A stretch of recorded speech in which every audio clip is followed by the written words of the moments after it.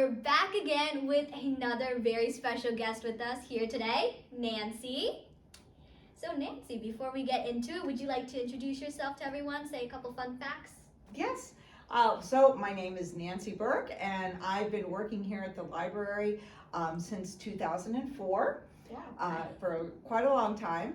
And I do a lot of the children's programming and a lot of the story times for, especially for like the youngest kids. So I have 5 kids of my own. Oh. So I've stayed busy. They're all grown now, but I've stayed busy with them. So you say that you work mainly with the younger kids and all that. Mm-hmm. How do you keep up with all their questions? I know 3-4-year-olds love why. Well, we do with the story times. We do not just like talking. We do a lot of singing, which they really love. We do the stories and everything. But when they're ready, they start to get a little antsy or whatever. We do songs. We do bubbles. Anything just to keep them engaged and having fun. That sounds like fun and interesting. So you've done this from the very beginning, ever since 2004, just with the little kids? Since actually when I started, I was part-time and I really just worked at the front desk.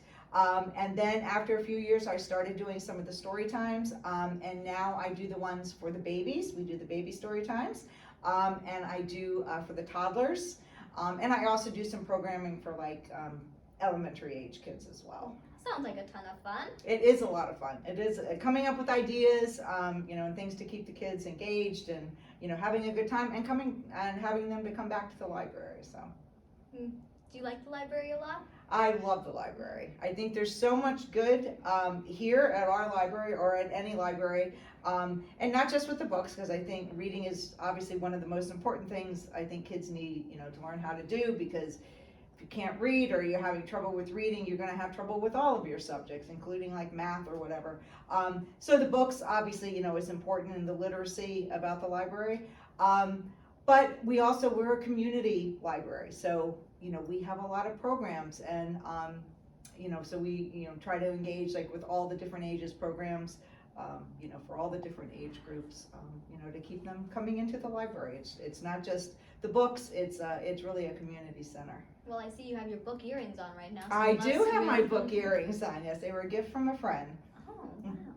So Nancy, we're gonna get a little bit more tougher right here. Okay. But you've seen a lot more than I have. Like, I mean, you've been working here since 2004. Mm-hmm. I wasn't even born yet, so it's been a while.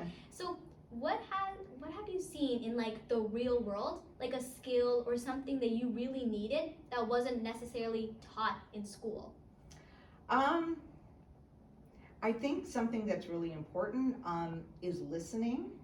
And I do that all the time with the kids. Like you said, they ask questions, and you have to kind of listen, because sometimes you're not quite sure what they're asking. Kids who are looking for books, they say, well, I want a book, a mystery and stuff, but maybe it's something else. You have to learn to listen and find out some more about them. And I just think it's very important. People have concerns about things. I think it's just really important, to listen, and to find out what you can. But I think that's one of the most important things. If people feel like they're listened to, then I think they feel, appreciated more. I definitely agree with that all the way. Like, I feel like listening's a major skill, even with the younger kids. 3-4-year-olds, you never know what they're asking. Yep. So, Nancy, I'm sure you've seen us here a lot, because I think we did start non-academic about a year ago here. We used to see you all the time, and we used to talk to you all the time. So what's something you think we should incorporate more into non-academic that would actually help? I think that is a great question. And the one thing I found, here at the library, that from the youngest ones or even as they get older, that all kids like different things. Some kids like sports, some kids like art, some kids like music. And I think incorporating, finding different things that they like, and to help, to give them a reason, either to come to the library, to provide different